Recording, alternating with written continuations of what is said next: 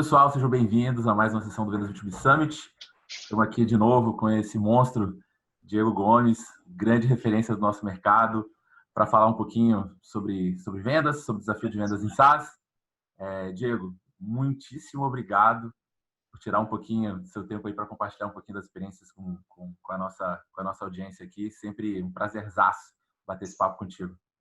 Prazer é todo meu, cara. Sabe que eu sou fã do trabalho aí. Acho que vocês colaboram muito para a comunidade de vendas no Brasil. É um mercado que está se desenvolvendo, amadurecendo e muito disso é mérito de pessoas como vocês. Parabéns.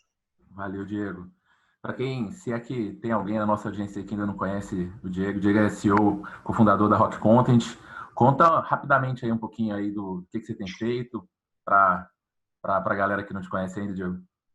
Legal, vamos lá. Bom, a Rock, a gente é a empresa líder em marketing de conteúdo hoje na América Latina. A gente tem um escritório no Brasil, no México, temos quase 2.000 clientes. Hoje somos 360 pessoas aproximadamente. Graças a Deus temos crescido bastante e, graças a Deus, conseguido escalar vendas, que é bem desafiador, mas tem funcionado. Maravilha. Diego, cara, assim, desde o início do nosso projeto aqui, eu acho que a gente bebe muito do que as empresas de SaaS estão fazendo, né? Então, não só, acho que o que tem acontecido no mundo de SaaS é importante não só para o mercado em si, mas acho que para todo o mercado de vendas, porque realmente se tornou, pelo menos para mim, uma grande fonte de aprendizado e a gente passa muito tempo tentando trazer as coisas que a gente aprende com as empresas de SaaS para o mercado como um todo. Mas hoje a ideia é falar um pouquinho sobre vendas em SaaS e falar um pouquinho sobre aí os desafios dos fundadores, né? Eu sei que você está ultra imerso nesse universo. Você tem um blog, né? O SaaSholic aí que produz muito conteúdo foda para SaaS. Então a ideia é falar um pouquinho sobre isso. Vamos lá? Bom, eu sou apaixonado por SaaS. Para quem não conhece, o meu blog é o saasholic.com. SaaS é um bicho esquisito, né? Não é uma venda emocional, é uma venda de relacionamento. O foco é no sucesso do cliente, é no longo prazo. Então, eu gosto muito dessa escola de marketing e vendas, que acho que a gente aprende muito fazendo. Falando um pouquinho sobre o papel do fundador na máquina de vendas, numa empresa de SaaS, acho que é uma coisa que evolui muito ao longo do tempo, né?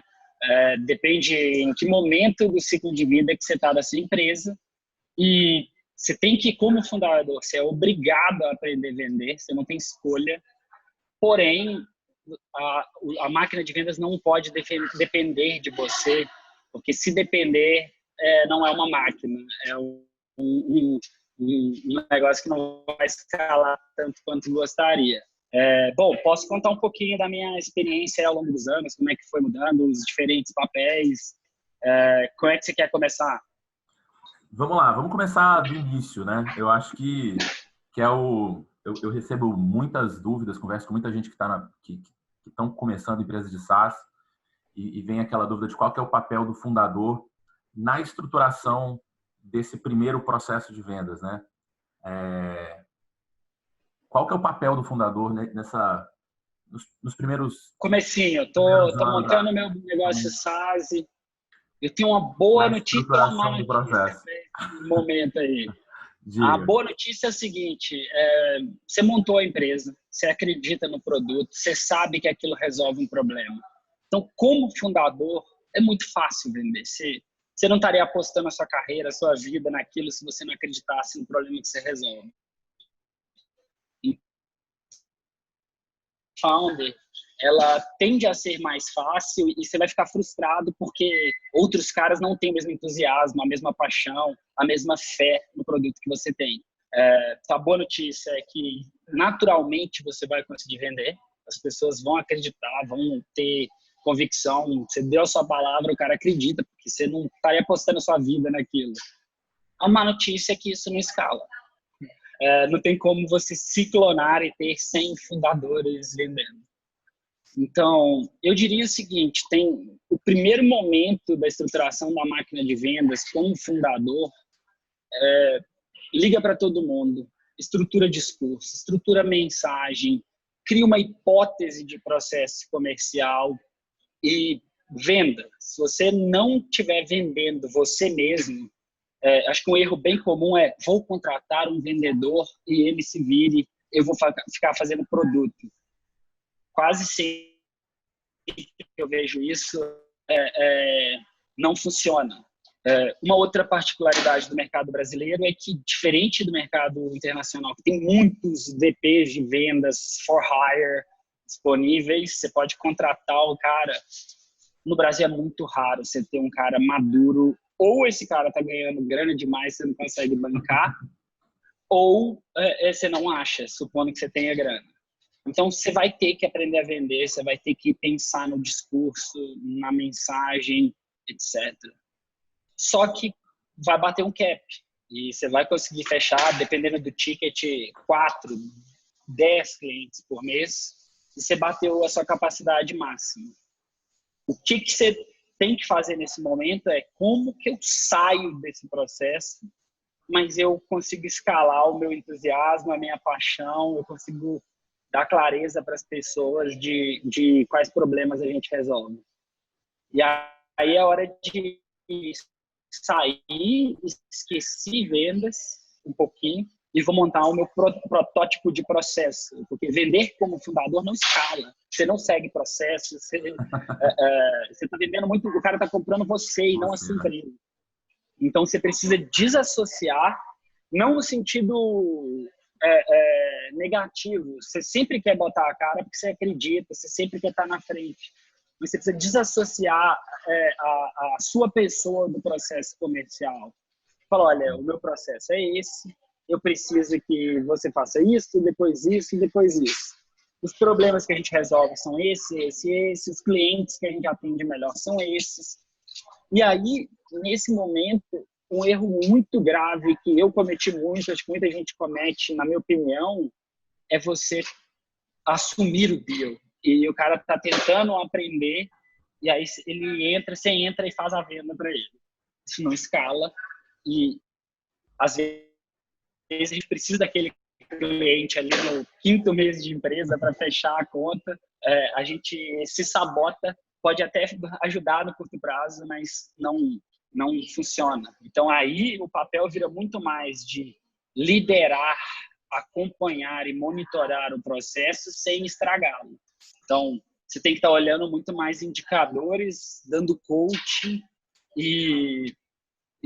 do que efetivamente vendendo. Legal. Uma coisa... Você conhece algum caso de empresa de SaaS que deu certo sem o vendedor, sem o fundador assumir esse papel no início? Ele já de cara terceirizando? Porque eu não conheço nenhum, assim. Eu estou pensando aqui, mas de bate-pronto não conheço. Assim. É papel do fundador mesmo, né? Estruturar esse processo no início. Não tem como terceirizar, né?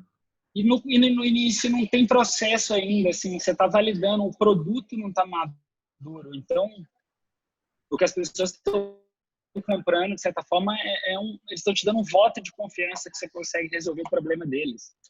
Tanto do lado de produto, que você tem que estar buscando como é que eu resolvo esse problema de forma escalável, quanto do lado de vendas, como é que eu monto essa máquina que comunica a solução desse problema sem depender de mim. E uma vez que você tem assim acho que ano passado a gente falou sobre isso, né? O MVP de vendas. Eu tenho 2, 3 vendedores rampados. Eu já estou acompanhando os principais indicadores. Uma vez que você tem isso, aí sim você pode até contratar e trazer um líder para a sua operação de vendas. Eu tendo a recomendar que você não traga um líder de fora. Eu acho que um cara que não vendeu o seu produto, não viveu no front ali, ele vai ter dificuldade de inspirar, comunicar. Você vai ter quase o mesmo custo de treinar, quando, na verdade, se você tivesse, sei lá, esticasse um pouco seu papel como líder de vendas até 6, 7 reps e visse alguém se destacando para poder ser essa liderança, eu acredito que esse caminho ele é mais natural e mais seguro. Você trazer um líder de vendas cedo demais, que não vendeu o seu produto, para mim também quase sempre é receita para tragédia. Minha primeira contratação de vendas foi um gerente de vendas. Isso me assombra, porque o papel do gerente, do líder, não é vender. Você quer que ele faça o seu papel de escalar conhecimento. E se você quer que ele faça o seu papel do momento 1, que era vender, você quer que ele seja um rep, não um gerente. Então, coisas que me assustam, por exemplo, time de vendas com 2 vendedores e um gerente. Eu não acredito muito nessa fórmula. Eu acho que é melhor você ter 4 vendedores e você está liderando ainda, eventualmente promover alguém. Eu acredito mais nesse modelo do que no contratar um gerente de vendas. O gerente de vendas Muito que cedo, vende, né? ele é um problema, sabe? Não estou dizendo que ele não tem que participar do processo, da coaching, vender um deal de vez em quando, mas se você depende do número dele para bater a meta, do gerente ou do founder, cara, você não tem máquina, você tem um protótipo ainda, você não fez o MVP, fase 2, digamos assim. Faz sentido? Faz todo sentido do mundo. E, cara, quando você começou a montar, assim, falar um pouquinho dessas primeiras contratações, então, né? Beleza, eu sou o founder, eu começo a vender, eu começo a... Fiz tudo errado, tá? Aprendi Então, depois. conta pra gente quais foram os erros. E, assim, mas o que você sugere que, nas primeiras contratações, qual que são as primeiras contratações? Você falou, vendedor até pelo menos ter um time aí de 4, 5, 6. E como é que... E o que você Eu procurava? tentaria, assim... Não, Vai lá, ia desculpa, eu te perguntar. Não, interrompi. não. Eu só ia perguntar assim, que perfil de pessoas que você procuraria nessas primeiras contratações, esses primeiros vendedores, o que buscar nesses caras? Bom, características que eu particularmente gosto muito. Eu gosto de pessoas que entendem de business. Então, se o cara ele consegue conversar sobre modelos de negócio, sobre preço, sobre como que alguma coisa gera um valor de negócio, esse cara ele tem, para mim, o critério básico. Ele entende por que o dinheiro troca de mãos. Então, isso é o skill mínimo do mínimo. Legal. Tendo a gostar de caras de áreas mais de exatas nesse aspecto. Então, o cara de finanças, um administrador, ele tende a se dar bem porque ele sabe o que é fluxo de caixa, ele sabe como é que o dinheiro troca de mãos numa empresa, então ele vai entender por que as pessoas pagariam pelo seu produto ou serviço. Também gosto tem vários perfis distintos, tá? E não tem certo ou errado. Tem caras geniais de humanas em vendas, mas até porque o meu perfil é mais analítico e mais exatas, apesar de eu não ter feito exatas, eu tendo a preferir esses caras que eles sabem criar o business case.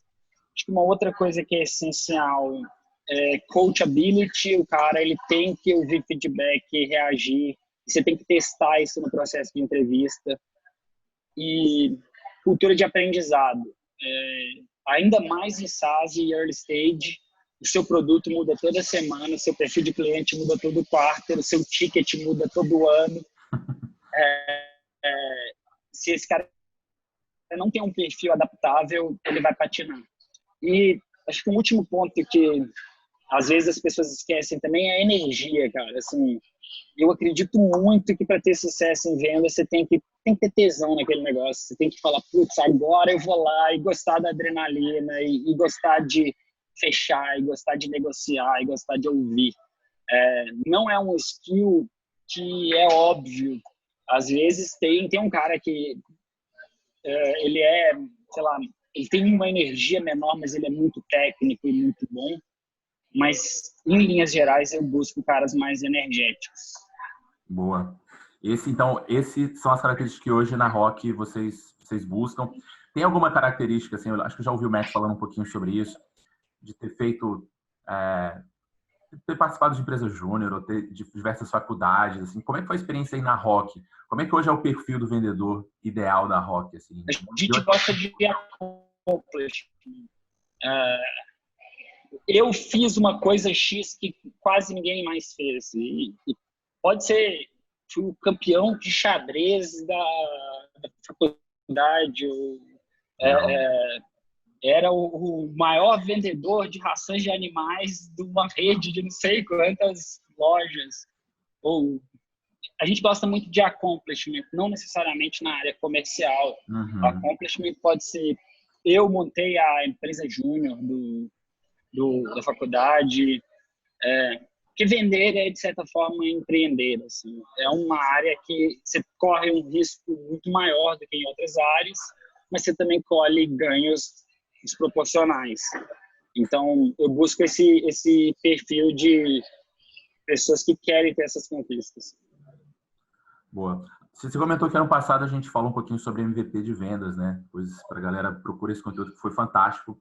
Eu passo ele para quase todo mundo que me pede conselho sobre montar time, eu passo essa entrevista que a gente fez. E você recomenda que as contratações de vendedores sejam feitas em pares. Só para trazer um pouquinho desse papo para hoje, por que contratar em pares? Por que isso é tão importante? Eu repito isso, nunca me canso, e eu sempre vejo gente patinando nisso. E e por que eu repito tanto e nunca me canso? Imagina o seguinte: o Dani montou a SaaSshop.com, que vende uma plataforma de SaaS para alguma coisa que a gente ainda não sabe o que é. E ele, um programador e um estagiário ajudando com marketing, um time super enxuto. O Dani vende, os outros caras, um entrega, o outro coda. Beleza, tá vendendo 1, 2, 3, 4 clientes por mês. Aí o Dani se tocou grana para contratar um vendedor. E aí ele vai poder cuidar do negócio, fazer outras coisas e vai esquecer um pouquinho a área de venda, certo? Errado. Aí é errado por quê? Se você contratou um vendedor, você nunca vai saber se ele é bom ou se ele é ruim. Nunca. Porque ele não tem parâmetro de comparação. Uhum. Se você comparar ele com você, é uma comparação injusta.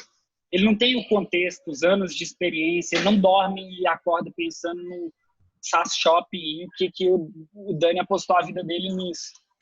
Então, esse cara, você pode até dar sorte, mas isso não é escalável, porque na maioria das vezes você não dá sorte. Vendas em early stage é mais difícil do que em late stage. Então, eu recomendo que, espere um pouco mais, segura aí, Dani, vende mais uns 6 meses até você ter grana para trazer 2. Que aí você começa a ter, ponto 1, você começa a ter uma validade melhor de que é bom e que não é. Você consegue saber quantas atividades podem ser feitas por dia, quantos leads podem ser abordados, as diferentes taxas de avanço de funil de cada um deles. Então, um cara é bom em conexão, outro é bom em qualificação, por exemplo, ou em fechamento. Esse benefício de observar o experimento de forma controlada, para mim, é o maior deles. Mas tem um segundo fator também, que é treinamento. O tempo do Dani ele é escasso, a empresa está crescendo, tem 1 milhão de coisas pegando fogo e incêndios para pagar. O custo de treinar um cara e treinar 2 é o mesmo. É o seu tempo. Uhum. Então, se você ensina para 2 caras, cada um vai aprender 50% do que você ensinou, os 2 juntos vão assimilar uns 70%. Se for um cara sozinho, e ainda mais se esse cara eventualmente sair, Tem esse risco, né? E provavelmente um dos 2 vai ser o cara errado e eventualmente vai sair. Porque você ainda não sabe, está muito cedo. Ou então ele vai ficar muito bom e você não vai dar conta de acompanhar ele financeiramente, que ele crescer mais rápido que a empresa, impossível também. Você não quer correr esse risco, você precisa ter um experimento controlado. Então, eu recomendo que você contrate 2, depois mais 2, depois mais 2, bati 6. Cara, agora o Dani tá cansado, ele não tá dando conta mais. Tem algum desses 4 aqui que merece e performa consistentemente e tem perfil para exercer uma liderança? Se sim, eu subiria ele. Se não, eu tentaria esticar um pouco mais. E eu teria até uma conversa bem franca com o time de, pessoal, nós estamos com esse desafio, quem vai ser, por quê, quem vocês acreditam? Para mim, o requisito é o cara ter, ele cumprir o número dele, 2, ele ser um coach para os demais,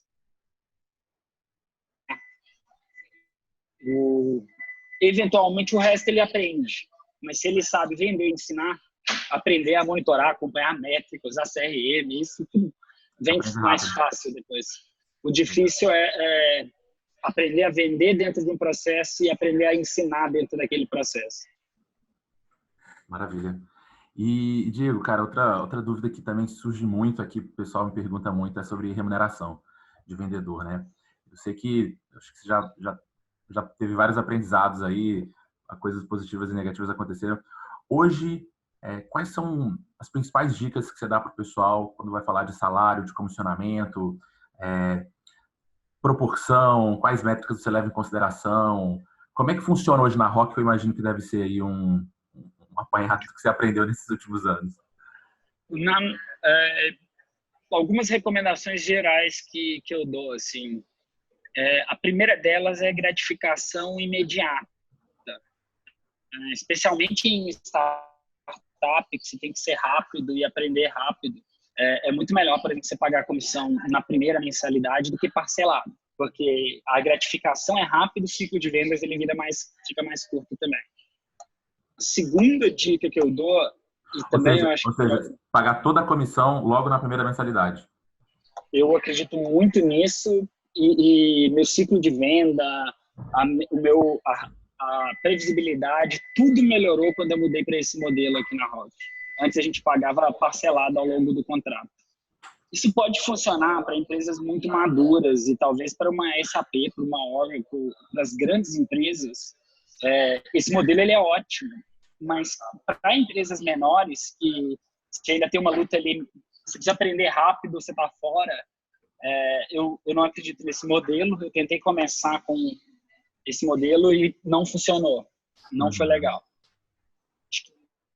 Outro ponto importante é não seja greedy, não seja ganancioso com essa estrutura de comissão. Então, o jeito mais fácil de montar um time ruim de vendas é comissões capped. Então, você vai ganhar de 2 a 4 mil reais se você bater a meta, ou de 5 a 10 mil reais. Isso é terrível, porque o cara que é realmente bom, ele não vai jogar um jogo onde ele tem um teto. É claro que não é fácil bater um teto, não é fácil você se destacar, mas os melhores caras, eles jamais jogariam esse jogo. Então, corrija isso desde cedo. Acho que um outro ponto importante é embutir sucesso e promoção dentro dessa estrutura de remuneração. Então, os nossos vendedores, eles têm plano de carreira com promoções muito claras, eles sabem o que ele tem que fazer, não é uma decisão política, eles sabem quanto que ele tem que ter de base instalada, quanto que ele tem que ter de retenção para ele ir para o próximo nível. E aí você coloca o cara no controle da carreira dele. É muito foda. E não existe nada melhor do que um jogo de incentivos alinhados para montar uma máquina de alta performance. Ou seja, o vendedor sabe, assim, eu preciso bater meta tantos meses, eu preciso... Se eu fizer 110% da minha meta por 6 meses e tiver X de base instalada, eu vou para o nível 2, onde a minha comissão passa a ser tanto. Isso é claro. Isso gera um incentivo fantástico, porque vocês dois estão jogando no mesmo lado. Ele vai te entregar mais, ele vai ganhar mais por isso, o meu papel é ajudar o cara a chegar lá, e eu quero que a coisa mais legal que tem é dia de kickoff, vamos estourar champanhe e anunciar quem passa de fase. E todo mundo ganha, todo mundo comemora. A empresa fica feliz de pagar mais, o cara sabe o que tem que fazer, não existe política. Boa.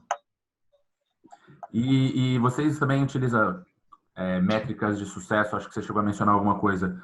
Além de vendas, né, do volume de vendas, quais outras coisas vocês levam em consideração na hora de medir comissionamento? Dois fatores. Base instalada, então quanto de clientes esse cara tem, de receita recorrente de caras que ele trouxe, para garantir que tem um padrão de... No começo a gente não tinha isso, e às vezes gerava um cara sendo promovido com uma base instalada muito pequena, que ele performou numa janela ali, que outro cara talvez não tinha o mesmo treinamento, etc. Eles criam mais padronização. E retenção. Então, você tem churn negativo, você performa consistentemente, esse cara já está no 5º nível de carreira aqui, sabe?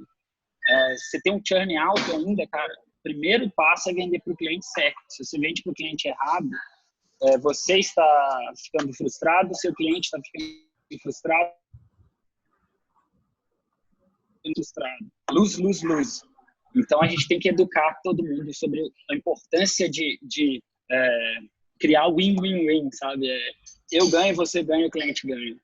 Então, hoje, para promoção, a gente tem retenção. Então, acho que nível 1, o cara tem que ter 98% de retenção para promover. Nível 2, 98,5%. E aí, por aí vai.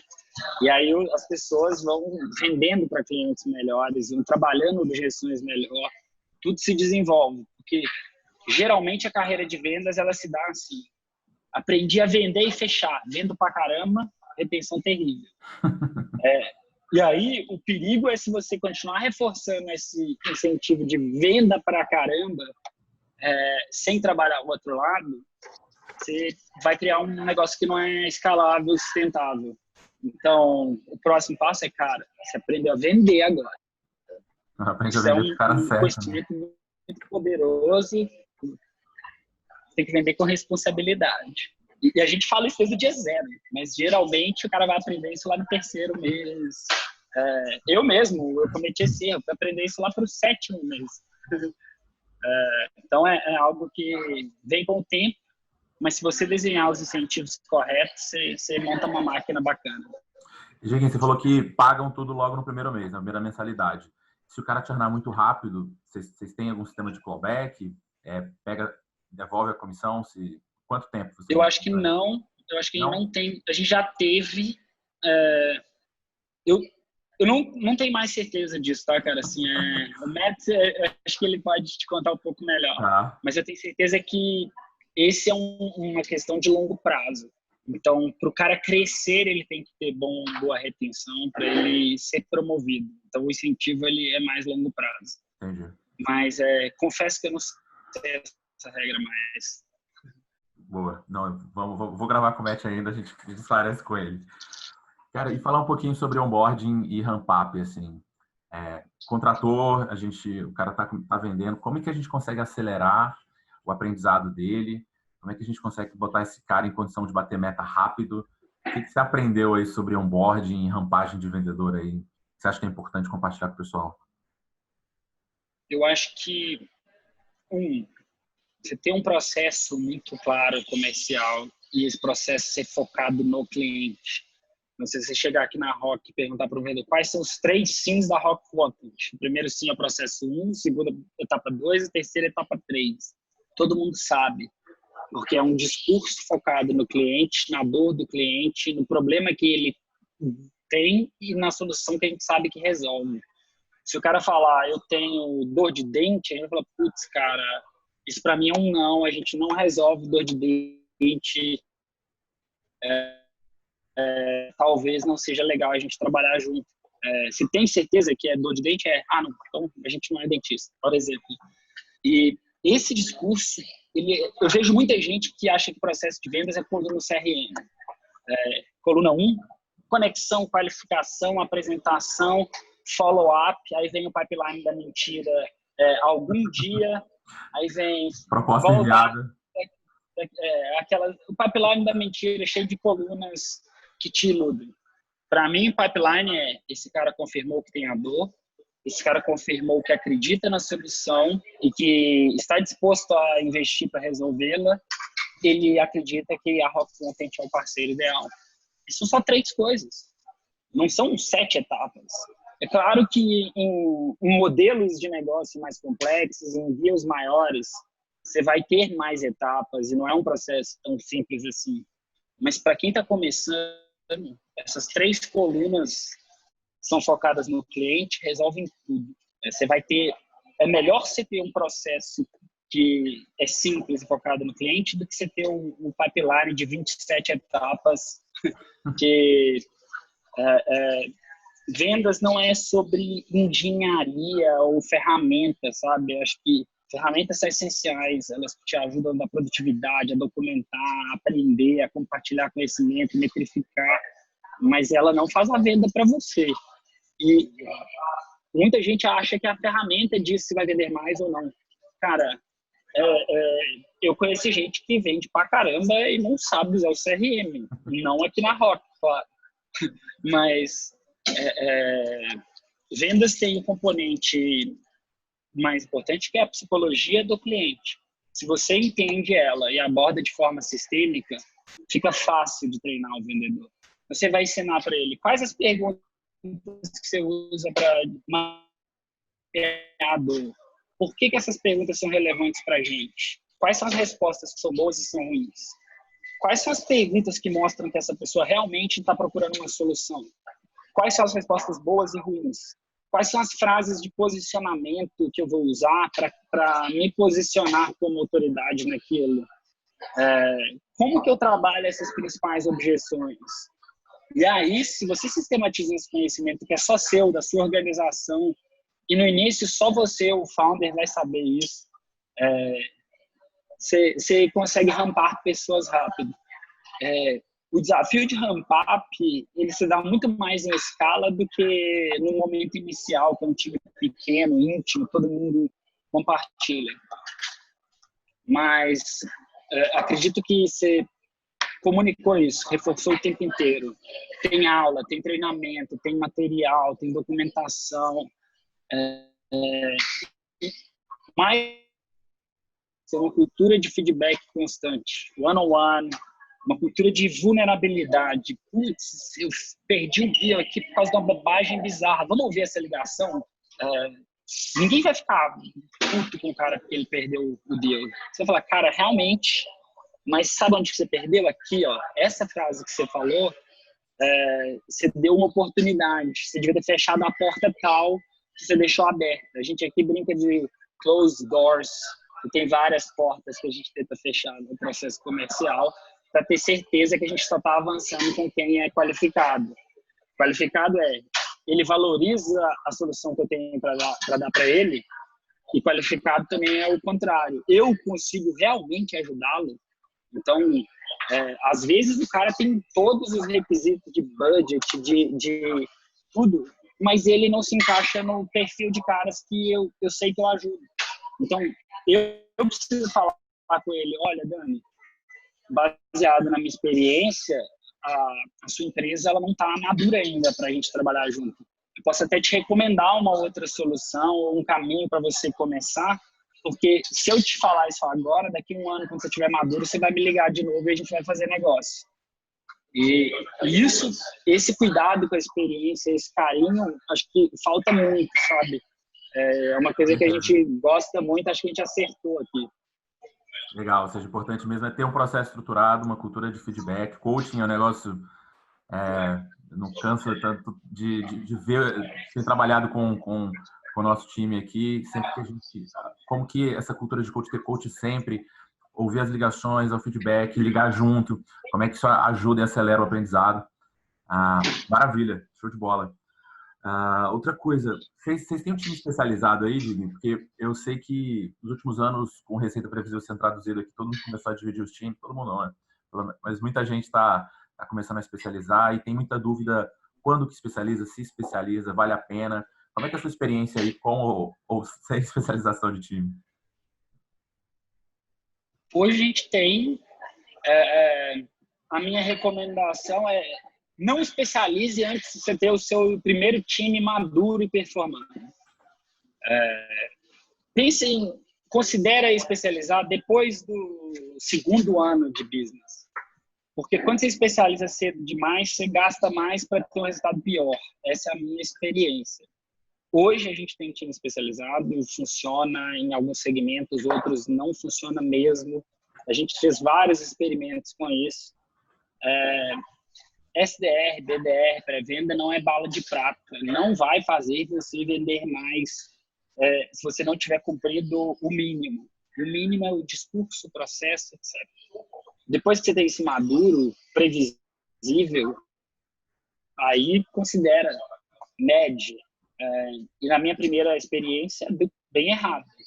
A gente, no papel, tudo era lindo, mas na hora de ver, as taxas de fechamento caíram, o CAC aumentou, não gerou resultado. Na segunda tentativa, melhorou, mas não foi fantástico. Hoje, para mim, funciona no segmento de enterprise, a prospecção ativa é uma área que funciona. Se você perguntar em inbound para SMB, não funciona com certeza absoluta, no meu caso. Uhum.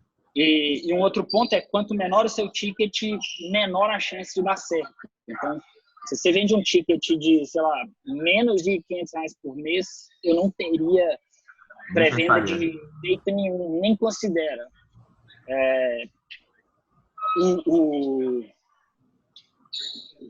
Vender não é sobre... Você não vai aprender necessariamente no livro, é sobre a mensagem, sobre o cliente. Sobre o processo psicológico. A máquina que vai entregar aquilo, ela vai ser montada naturalmente. Quando você está começando, é mais fácil você dar manutenção numa máquina simples do que numa máquina complicada. Boa. A gente eu estou vendo também muita gente se especializando muito cedo, começando times já especializados, tendo muita dificuldade de fazer isso funcionar. Eu acho que a receita para o fracasso é não ter meu time de vendas. Eu tenho um gerente, um pré-venda e um pré-vendedor e um vendedor. Esse, assim, é morto por design. Eu espero que ninguém que esteja ouvindo, que esteja adotando essa estrutura, fique bravo comigo. Não é essa a intenção. Pode me mandar um e-mail que eu tento dar alguma sugestão para ajudar. Não, estou compartilhando aí um pouco da tua experiência, né? Às vezes em outro contexto, quem sabe, talvez pode fazer sentido. Mas vamos falar um pouquinho de cultura. Acho difícil. Não tem, né? Falar um pouquinho de cultura, que também é um desafio grande quando o time... Tem 3 papéis na máquina. Pode falar. Não, tava só... que esse é um assunto que, para mim, até uns calafrios, sabe?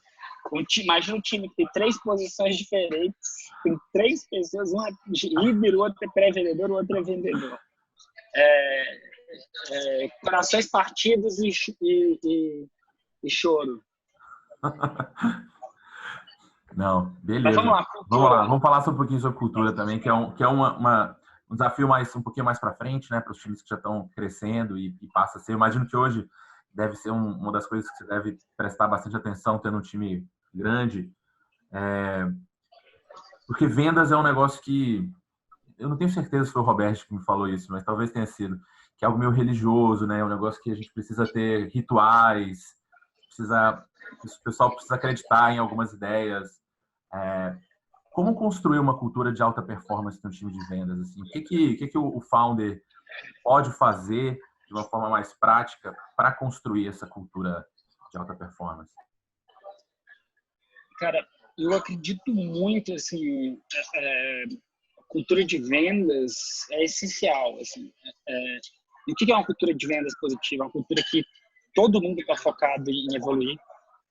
Todo mundo sabe o que tem que fazer para evoluir, todo mundo tem as ferramentas necessárias e as pessoas celebram individualmente como equipes.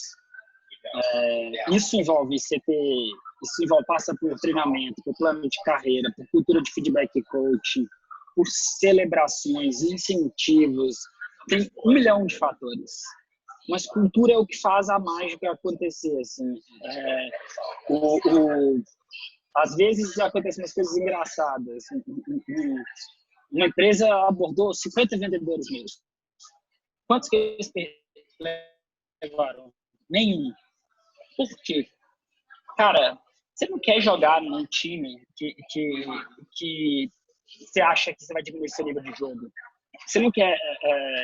as pessoas não querem ir pro become the smartest man in the room, porque quando isso acontece, elas param de aprender. E hoje até um dado interessante que a gente roda muito pesquisa de cultura, que a gente tem um NPS das equipes. E a coisa que mais correlaciona com o NPS do time é estou aprendendo no meu ambiente de trabalho. E se você tem um ambiente de incentivos alinhados, eu faço parte de uma coisa especial, eu olho para o cara do meu lado, eu assusto o tanto que ele é bom. E aí acontece o seguinte, o cara sai, isso já aconteceu algumas vezes, e ele vai para um lugar, às vezes ganhando o dobro, ele chega lá e, tipo assim, cara, eu sou o smartest guy in the room, o time não tem muita esperança aqui, a organização não permite criar uma cultura forte, eu quero voltar. Eu quero fazer parte dessa seleção. E isso para mim me motiva pra caramba, assim, porque eu olho pros caras e falo, caramba, esse cara é um monstro. Esse cara é cabuloso. Eu aprendo pra caramba com ele. Você não quer ser o jogador mais bem pago na terceira divisão, sabe? Você não quer jogar futebol na Arábia Saudita. Talvez queira. E não recrimino quem quer. Mas, para mim, não é o que me motiva e não é o que a nossa cultura incentiva aqui, sabe? A gente uma cultura de mestre, cultura de aprendizado constante e trabalho em equipe. Show. Eu também acho que cultura é algo... E assim, algumas pessoas vêm... A gente tem conversado com alguns clientes aqui sobre essa questão de cultura. É um negócio difícil de construir, mas o que você falou, né? Tudo, né? Remuneração, carreira, incentivos, tudo precisa estar bem alinhadinho para você construir essa cultura. Mas é um puta desafio, né? Eu imagino que para vocês aí deve ser um desafio gigante manter essa cultura. Total. E as pessoas acham, eu vejo algumas empresas, tem empresas no Brasil hoje que tem culturas de vendas muito massas. Você vê, você sente a vibe, você fala, cara, isso aqui é especial. E aí o cara fala, putz, eu quero trazer essa mágica para mim, eu quero contratar um cara que vai fazer. Não é isso, é design do sistema. Não tem como você copiar outra cultura, cada cultura é a sua. A nossa cultura aqui não é, ela é ainda, mas é uma cultura de... A gente aceitou que não existe um mercado maduro de profissionais de inside sales no Brasil. A gente montou uma cultura de desenvolvimento, de aprendizado, de treinamento e uma máquina que performa nisso. E isso é muito legal, porque assim, o placar ele sempre se mantém. Até mesmo, putz, perdi uma pessoa fantástica. Cara, olha o mês seguinte, não mudou nada. A pessoa tá bombando onde foi, eu fico muito feliz. Vocês fabricaram um monte de monstrinhos que estão no mercado aí, né? It's a formula. Isso é muito legal. O Matt fala muito isso. A gente fala que é igual o Patriots. É igual o quê? É o Patriots de formação. Jair, para a gente encerrar, cara, um último tema também, assim, que eu acho que vocês têm um case de sucesso aí dentro, que é depois que o founder, ele monta o time, estrutura o time, e na hora, você falou de a gente criar as primeiras lideranças dentro do próprio time, mas pode ser que chegar um momento que você precisa trazer um cara, um VP, um cara para tocar a operação como um todo. Vocês, em algum momento, trouxeram o Matt. O que você recomenda nesse momento na hora que você tem que contratar um VP de vendas? O que fazer, o que não fazer e como é que foi aí o case de vocês? Bom, é difícil pra caramba. É uma decisão que é muito complicado, assim, porque é caro, não é barato você trazer se o cara ele é muito bom em vendas, ele ganha muita grana. Por padrão. Uhum. Mas não é só isso, assim. No nosso caso, muito equity. Mas muito não, ele merece o dobro. Complicado. Mas é um caminho, né, também, né? O que eu acho que é o natural para ser sócio. Traz um sócio. E eu acho que é esse que tem que ser o mindset, sabe? Um cara com quem ele tem uma experiência que é muito maior que a sua, vocês têm um nível de confiança e se conhecem para fazer esse movimento ousado. Vocês estão assumindo dos dois lados um compromisso de longo prazo. Acho que é muito importante que o cara conheça o seu cliente e conheça o seu ticket de vendas. Então, por exemplo, para o caso da Rock Content, se eu trouxesse um cara da SAP que é um VP de vendas genial, melhor do mundo, para vender nosso ticket com inside sales, eu ia falhar. Porque ele não conhece o meu cliente, o ticket que ele é acostumado a vender é outro. Então, eu acredito muito que são os 3 principais pesos, são confiança e visão de longo prazo, conhecer o cliente, assim, é marketing, é vendas, é BI, putz, não é o cara que vai resolver para mim. E conhecer o ticket, putz, eu vendo contrato de 1.000 ou de 10.000, esse cara vende contrato de 1 milhão, não vai funcionar. Então, acho que esses são os 3 principais pontos que eu levaria em consideração. Começa devagar, testa, desenvolve o relacionamento, faz a consultoria, traz como um advisor antes e na hora de fazer o move, aí sim você não tem dúvida mais. No nosso caso, a gente trabalhou junto por quase 1 ano e se conheceu para depois fazer esse movimento. Quando o Matt chegou, o time tinha quantas pessoas, o time de vendas? Acho que umas 10. Umas 10.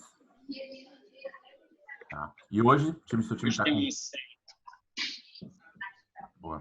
O Terex. Diego, cara, acho que o pessoal vai poder extrair muita coisa desse papo. Acho que a gente falou de muita coisa prática que o pessoal pode botar em prática amanhã. Obrigado demais por sempre estar aberto aí para a gente bater esses papos, por sempre apoiar as nossas iniciativas. Você e o Matt são grandes parceiros e grandes referências para a gente, para o mercado. Obrigado mesmo. Você quer deixar um último recado aí para a galera que é um founder de SaaS? O que você falaria aí para esse pessoal que está quebrando a cabeça para estruturar o time?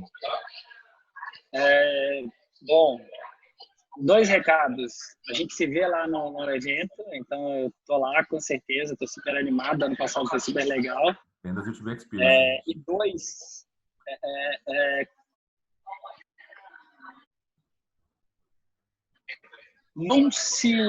você não precisa fazer todas as vendas.